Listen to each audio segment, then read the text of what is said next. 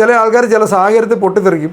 ആ പൊട്ടിത്തെറിക്കുന്ന അയാളുടെ എന്തോ പേഴ്സണൽ പ്രശ്നങ്ങൾ ആണെന്ന് നമുക്ക് പോസിറ്റീവ് ഇൻ്റർപ്രിട്ടേഷൻ കൊടുത്ത് ജീവിക്കാൻ സാധിക്കണം. അത് അയാളുടെ എന്തോ പേഴ്സണൽ പ്രശ്നമാണ്, അത് ശാന്തമായിക്കോളും, ഒരു ദിവസം സമയം കൊടുത്താൽ മതി, പുള്ളി ഒന്ന് തണുക്കുമ്പോൾ അത് ശരിയായിക്കോളും എന്ന് വിചാരിക്കാൻ പറ്റുന്ന ലെവലിലേക്ക് നമ്മൾ ഉയർന്നാൽ മാത്രമേ ഏറ്റവും ഇമ്പോർട്ടൻറ്റ്. ചില ആൾക്കാർ ചില സമയത്ത് റിയാക്ട് ചെയ്യുമ്പോൾ ചിലപ്പോൾ നമുക്ക് ആദ്യം ചിലപ്പോൾ തോന്നാം, ഈടാ ഇവൻ എന്നാ ഇങ്ങനെ പെരുമാറുന്നത്, ഇങ്ങനെ അല്ലായിരുന്നല്ലോ അവൻ ഇന്നലെ വരെ ഇങ്ങനെ അല്ലാത്ത പെരുമാറിയ ഒരാൾ ഇന്ന് അങ്ങനെ പെരുമാറിയിട്ടുണ്ടെങ്കിൽ നമ്മളുമായിട്ട് ബന്ധപ്പെടാത്ത പുള്ളിയുടെ വീട്ടിലെ വേറെ വല്ല പ്രശ്നത്തിൽ പുള്ളി അപ്സെറ്റായിട്ട് നിൽക്കുന്നതുകൊണ്ടും ആകാൻ മേലെ.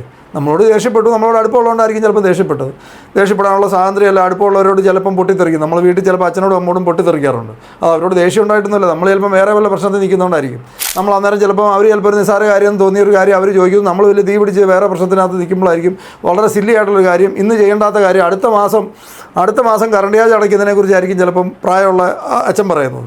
അടുത്ത മാസം ഇന്ന് വരെ തീ പിടിച്ച് നമ്മൾ നിൽക്കുക, അതിനിടയിലാണ് അടുത്ത മാസം കറണ്ട് ചാർജ് അടയ്ക്കുന്നതിനെക്കുറിച്ച് പറയുമ്പം നമ്മൾ ചിലപ്പോൾ ദേഷ്യപ്പെട്ടത് അച്ഛനോട് ദേഷ്യം ഉണ്ടായിട്ടാണോ? അല്ല, നമ്മളെ മൂഡ് മോശമായിട്ട് നിൽക്കുന്നപ്പോൾ അത് കേട്ടതുകൊണ്ട് നമ്മൾ റിയാക്ട് ചെയ്യുന്നതാണ് എന്ന് പറയുന്നത്. ചില ആൾക്കാർ ചില സാഹചര്യത്തിൽ പൊട്ടിത്തെറിക്കും.